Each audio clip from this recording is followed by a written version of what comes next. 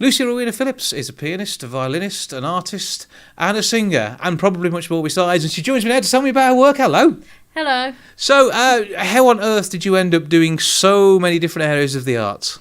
Well, I guess I'd always been interested in music. It was something that I just grew up with, and the art was also something, and I kind of couldn't choose between them. I was really torn, and when it came to it, I was like, well, I think I'll have more of a career if I choose the art, which is kind of crazy when I look back because I do so much music at the moment, but I had to pick one to kind of train in, and so I chose the art for that and sort of carried on with the music as well. Yeah, that's the thing with music. It's something that you can do for pleasure to keep your hand in and then develop once you've completed the art degree. Yeah, that's right. Well, I sort of had a little bit of a break from it while I was at uni, but then it just started to happen again. I was finding myself involved in various different projects, and I played in an orchestra and then in a band, and yeah, it just sort of happened. It ended up getting ridiculously busy and having to think about what I wanted to do with it. So, but I mean, you're training others now as well, because you've got a number of students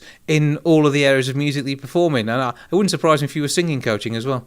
Yeah, well, I did do a little bit of that actually in schools, but I've just found that I've been so busy. There's been such a high demand for piano lessons particularly, that's just ended up being what I've decided to sort of focus in on, that and the violin. But yeah, I have done it before. I've taught whole classes of 30 kids singing. That's quite terrifying, to be honest. I can imagine. I think I prefer the actual singing to the teaching of singing. Yeah. But I, as far as the violin and piano, that's my bread and butter. That's sort of what I do sort of day in, day out, and I do love that part of my work, to be honest. But I mean, playing piano is very much a one-to-one training session, but you can teach a group of kids violin, or maybe 3 or 4, to get them and then to perform together. That must be, again, an enjoyable experience, hearing the music start to form from what actually could initially be mistaken for cats being tortured. Yeah, well, it can be painful at times. I mean, I've been known to teach a class of 30 kids on violin, and it's difficult. But I think as long as they get those techniques from the start of how they're holding the bow and everything, it sort of comes together. I think they can make a nice sound even at those beginning stages. So, but there is still an appetite for this as well, with schools and outside, people wanting to learn a musical instrument, because very often these days essentially the kids want to sit on a computer game, but they actually want to go out and do something.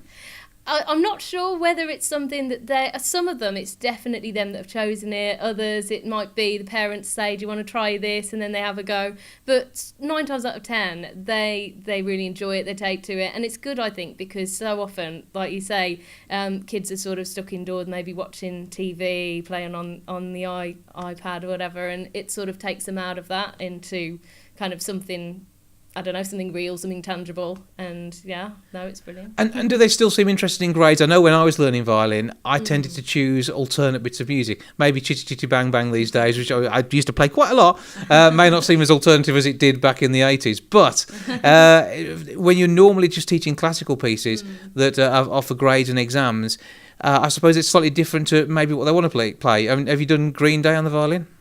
I've never done Green Day. I think what was the weirdest thing I've ever taught? I've taught a lot of ABBA. I don't know why, but there's loads of ABBA books. Yeah. And I've taught The Devil Went Down to Georgia before. One of my kids really wanted to learn that. So there's a whole range of stuff. And that's a tricky song just to play, let alone to teach somebody. Oh yeah, definitely, and it's really fast. Yeah. So I have to teach them in little stages, and give them something that they love alongside the other things. There was a girl who, over a period of about 4 sort of weeks, I taught her how to play Harry Potter, just the first little bit of that tune, and she loved that because it kept her going while we were doing all the sort of boring stuff. She was like, right, can I learn the next bit of Harry Potter? So we add a little bit of that in. Yeah, so it's all a way of keeping the interest and make it fun. Yeah. Well, we're going to hear some playing from you now, and this is a violin piece, and also you've got an accompanist on guitar. Tell us who's joining us.